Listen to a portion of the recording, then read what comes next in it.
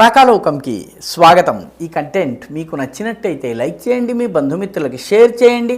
ఇప్పటి వరకు సబ్స్క్రైబ్ చేసుకోకపోతే సబ్స్క్రైబ్ బటన్ని నొక్కండి, అదేవిధంగా బెల్ ఐకాన్ని కూడా నొక్కండి. జై హింద్ మిత్రులారా.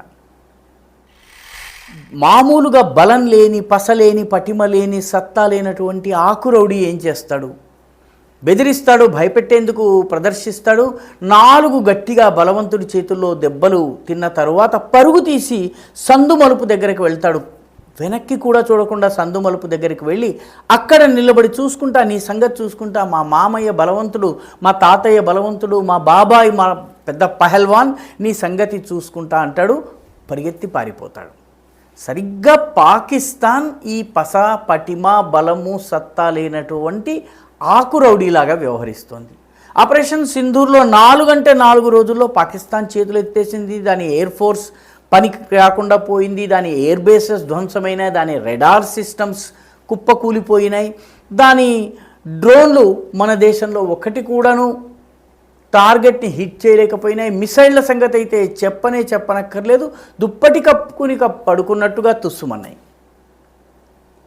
అయినప్పటికీ పాకిస్తాన్ ఆకురౌడి సందు మలుపు దగ్గర మా బాబాయ్ ఎవరో తెలుసా, మా మామయ్య ఎవరో తెలుసా అన్నట్టుగా డొనాల్డ్ ట్రంప్ దగ్గరికి పరిగెడుతున్నాడు. గత 2-3 నెలల్లో 2 సార్లు డొనాల్డ్ ట్రంప్ దగ్గరికి వెళ్ళారు. డొనాల్డ్ ట్రంప్ విందు ఏర్పాటు చేస్తే ఆ విందులో ఆయన ఇచ్చినవి తిని త్రేంచి నమస్కారం పెట్టి నీకు నోబెల్ ప్రైజ్ రావచ్చుగా కానీ ఆశీర్వదించి, అన్నదాత సుఖీభవ అని అయితే అనలేడు, నోబెల్ ప్రైజ్ సుఖీభవ అనేసేసి మళ్ళీ పాకిస్తాన్కి వచ్చేశాడు. 2 నెలలు కూడా తిరగకుండానే మళ్ళీ పాకిస్తాన్కి వెళ్ళారు. ఈసారి సందర్భం ఏమిటి? ఆయన వెళ్ళిన సందర్భము చాలా విచిత్రమైనటువంటి సందర్భం. ఆ సందర్భం ప్రకారము అమెరికా మొత్తం ప్రపంచాన్ని, తన సైనిక కమాండ్లను, మొత్తం ప్రపంచమంతా ఉన్నటువంటి సైన్యాలను వేరువేరు కమాండ్స్గా డివైడ్ చేస్తుంది, విభజించుతుంది. ప్రతి కమాండ్కి ఒక కమాండర్ ఇన్ చీఫ్ని ఏర్పాటు చేసి ఉంచుతుంది. ఆ రకంగా పాకిస్తాన్ ఉన్నటువంటి భాగాన్ని సెంట్రల్ కమాండ్ అంటుంది. ఆ సెంట్రల్ కమాండ్లో ఇరాన్, ఇరాక్, భారతదేశం, పాకిస్తాన్ ఇటువంటి దేశాలన్నీ వస్తాయి. భారతదేశం అందులోకి రాదు. ఈ పాకిస్తాన్ ఉన్నటువంటి సెంట్రల్ కమాండ్కి ఇంత మటుకు మైకెల్ కురిలా అనేటటువంటి జనరల్ కమాండర్ ఇన్ చీఫ్గా ఉండేవారు. ఇప్పుడు ఆయన స్థానంలో బ్రాడ్ కూపర్ అనేటటువంటి వ్యక్తి వచ్చారు. ఆయన అడ్మిరల్. ఆయన ఇప్పుడు కమాండర్ ఇన్ చీఫ్గా ఉంటారు. పాత ఆయన రిటైర్ అవుతున్నారు, కొత్త ఆయన పదవిలోకి వస్తున్నారు. అక్కడ ఖచ్చితంగా విందు ఉంటుంది. ఆ విందు తినడం కోసం ఆసిం మునీర్ గారు పరుగులు తీశారు. అక్కడ మాట్లాడకుండా ఫోటోలకు పోజులు ఇవ్వడం ఇదంతా చేశారు. అక్కడి నుంచి వచ్చిన తర్వాత ఆ ప్రాంతం ఏదైతే ఉందో ఆ ప్రాంతంలో కొంచెం పాకిస్తానీల జనాభా ఎక్కువ. ముఖ్యంగా పాకిస్తాన్కి సంబంధించినటువంటి ఒక బిజినెస్ మ్యాన్ ఉన్నాడు, అతని పేరు అద్నాన్ అసద్. ఈ అద్నాన్ అసద్ ఆ తాంపా అనేటటువంటి ప్రాంతం ఏదైతే ఉందో తాంపా అనే ప్రాంతానికి ఆనరీ కౌన్సిల్గా పనిచేస్తున్నాడు. ఆయన గౌరవార్థం ఒక విందు ఏర్పాటైంది. ఆ విందులో ఆసిం మునీర్ వెళ్ళారు. బ్లాక్ టై, బ్లాక్ కోట్ డిన్నర్ అంటారు దీన్ని. అంటే ఈ డిన్నర్కి వెళ్ళే వాళ్ళంతా బ్లాక్ టైను, బ్లాక్ కోటు వేసుకుని ఖచ్చితంగా వెళ్ళాలి. అమెరికాలో ఇటువంటి వెస్టర్న్ కంట్రీలో చాలా విచిత్రమైనటువంటి పద్ధతులు ఉంటాయి. పలానా చోటకి వెళ్ళాలంటే వైట్ టై వేసుకుని రావాలి అంటే వైట్కి సంబంధించినటువంటి మొత్తం వస్తువులు వేసుకుని రావాలి, ఏది తగ్గినా ప్రవేశం ఉండదు. ఈ బ్లాక్ టై డిన్నర్ని ఏర్పాటు చేశారు ఈ అద్నాన్ అసద్ గారి గౌరవార్థం. దానిలో ఆసిం మునీర్ పాల్గొన్నారు. పాల్గొనే వాళ్ళ సెల్ ఫోన్లను బయటే డిపాజిట్ చేయించి మరీ లోపలికి వచ్చారు. అయితే అందులో కొందరు వ్యక్తులు అక్కడి నుంచి ఆ మొత్తము విందు అయిపోయిన తర్వాత బయటకు వచ్చి ఈ విందులో ఆసిం మునీర్ చేసినటువంటి వ్యాఖ్యలను బట్టబయలు చేశారు. ఆసిం మునీర్ ఏమన్నారు?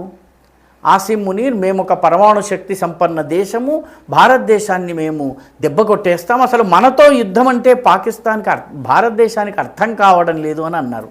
దానికి ఆయన ఇచ్చినటువంటి ఉదాహరణ చాలా విచిత్రమైనది. ఒక అద్భుతమైనటువంటి మర్సిడెసో లేకపోతే ఒక ఫెరారియో రోడ్డు మీద వెళ్తుంది అనుకుంటే దానికి ఎదురుగా ఒక చెత్త కుప్పని మోసుకెళ్ళేటటువంటి గార్బేజ్ ట్రక్ వచ్చింది అనుకోండి. గార్బేజ్ ట్రక్ను ఫెరారీ గుద్దుకుంటే ఏమవుతుంది? ఫెరారీకి నష్టం అవుతుంది, గార్బేజ్ ట్రక్కి నష్టమయ్యేదే ఉంది. పాకిస్తాన్ గార్బేజ్ ట్రక్ లాంటి దేశము, భారతదేశము ఫెరారీ లాంటి దేశము అన్నాడు. తెలుసో తెలియకో గొప్ప పోలిక ఇచ్చాడు. గార్బేజ్ ట్రక్ని ఏం చేయాలి అన్నది భారతదేశానికి బాగా తెలుసు. కానీ ఆయన తన దేశాన్ని గార్బేజ్ ట్రక్తో తగులుకోవడానికి ఎవరూ సిద్ధపడరు.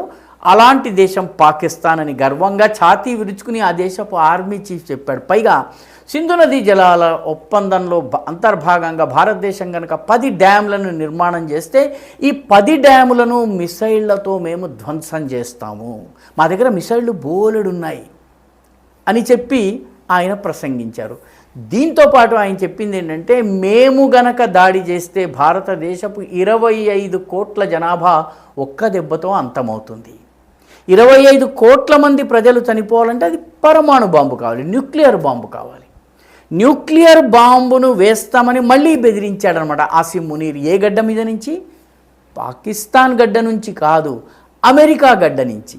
అమెరికా దేశంలో ట్రంప్ గారు ఆతిథ్యం స్వీకరించి, ట్రంప్ యొక్క సైనికుల ఆతిథ్యం స్వీకరించిన తరువాత ప్రైవేట్ మీటింగ్లోనైనా ఆటం బాంబు వేసి తీరుతాము, న్యూక్లియర్ బాంబు, పరమాణు బాంబు దాడి చేస్తాం, భారతదేశం మీద న్యూక్లియర్ అటాక్ చేస్తాము, 25 కోట్ల మందిని చంపి మేము చస్తామని చెప్పి అన్నాడు.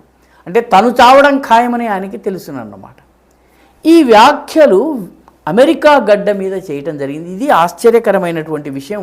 దీంతోపాటు ప్రసంగంలో ఆవేశంలో ఆయన చెప్పింది ఏంటంటే, గతంలో కూడా నేను మన ఏజెన్సీల ద్వారా ముఖేష్ అంబానీకి చెందినటువంటి కంపెనీలను ధ్వంసం చేస్తామని బెదిరించాను నేను అని చెప్పాడు. దానికోసము పవిత్ర ఖురాన్ గ్రంథంలో ఉన్నటువంటి సురా అల్ ఫిల్ అనే దాన్ని నేను ఉదాహరణగా ఇచ్చాను. సురా అల్ ఫిల్ అంటే ఏంటంటే, ఒక ఏనుగు పైన ఒకసారి పక్షులు యుద్ధం చేస్తాయి. ఈ పక్షులు ఏం చేస్తాయంటే, ఒక్కొక్క పక్షి ఒక్కొక్క రాయిని మోసుకొచ్చి ఆ రాళ్ళని ఏనుగు మీద జారవిడుస్తాయి. ఈ రాళ్ల బరువుకి ఏనుగు చచ్చిపోతుంది. ముఖేష్ అంబానీ ఏనుగు, మా దేశానికి చెందినటువంటి విమానాలు వేసేటటువంటి బాంబులన్నీ రాళ్ళు, మా విమానాలన్నీ పక్షులు, ఇది సురా అల్ ఫిల్ యొక్క నీతి అని చెప్పి ఆ రకమైన ట్వీట్ నేను చేయించానని చెప్పుకున్నాడు ఆయన.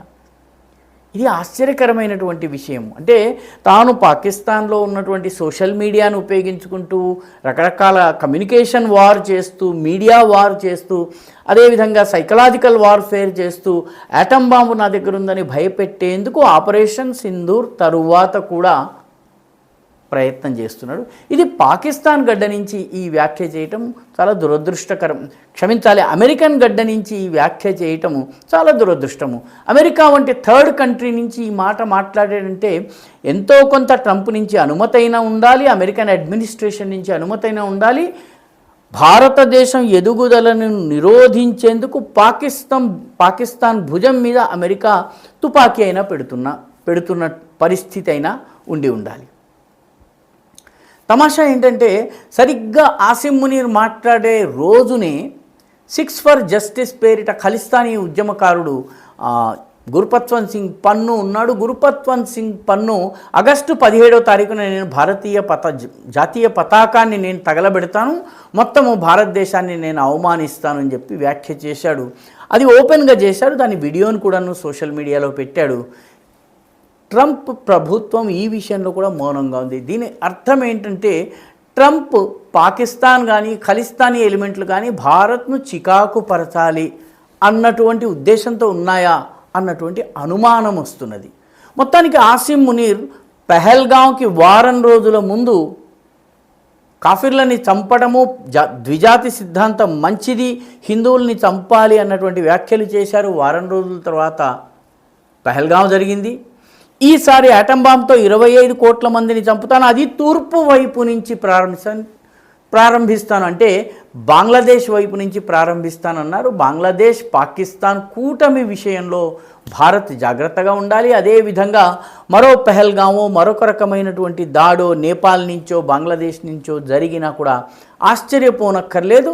ఆపరేషన్ సింధూర్ని హోల్డ్లో మాత్రమే పెట్టి ఉంచారు. దాన్ని మళ్ళీ ప్రారంభించాల్సి వచ్చినా రావచ్చు. ఈ వీడియో మీకు నచ్చినట్టయితే లైక్ చేయండి, షేర్ చేయండి, ఈ ఛానల్కు సబ్స్క్రైబ్ చేయండి. మీ అభిప్రాయాన్ని కమెంట్ల రూపంలో తప్పనిసరిగా పంపించండి.